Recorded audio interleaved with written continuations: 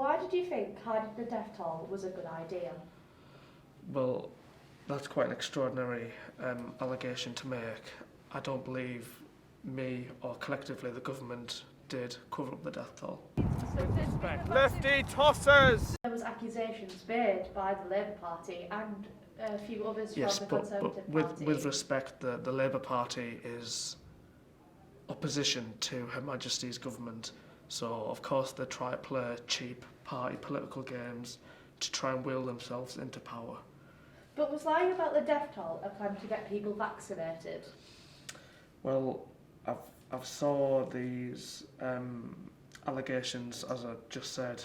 I don't believe any of it is warranted or has any sustainable credibility. But if you have any evidence that I don't, then please share. Hello. This is Josh coming from Middlesbrough College. Obviously, you know this is part of my constituency.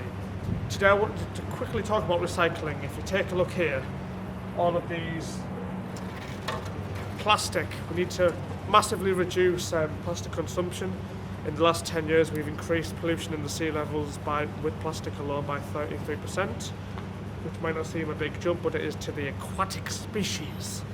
Because, especially with the death tolls, when people were dying, especially older people, the older generation, when people were dying from old age, Yes. you and the government wrote it down as dying from COVID, Yes, we which did. made a lot of the older generation panic, which made the I see where you're going with this. rapidly grow. So there must have been a plan behind it, or a plot behind it, to get more people vaccinated because you're making them more worried. Well, I can only speak for myself. You can get the other members of the cabinet on, but from my point of view and experience, I've heard no conversations about the topic you're referring to. But if there was any mistakes or predicaments made along the way, then the government, well, us as the government, take collective responsibility and we should apologise immediately.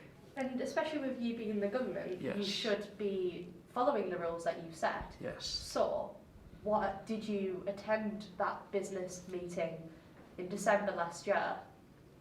Yes, I did.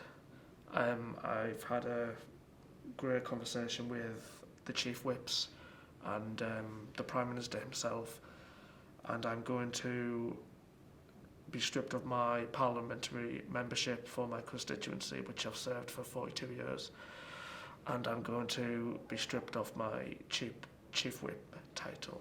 Yeah. And especially following the breaking rules, Yes. what did you think of the situation with Matt Hancock? Well, it's been very fun to watch some of my colleagues in both Houses of Parliament, Commons and the Lords, to rush to defend him, but I'm not afraid to speak about any colleagues. Principles come first, and he should step down immediately, resign, and get a part-time job somewhere, let's say. Okay, thank you very much. No bother, my pleasure, thank you.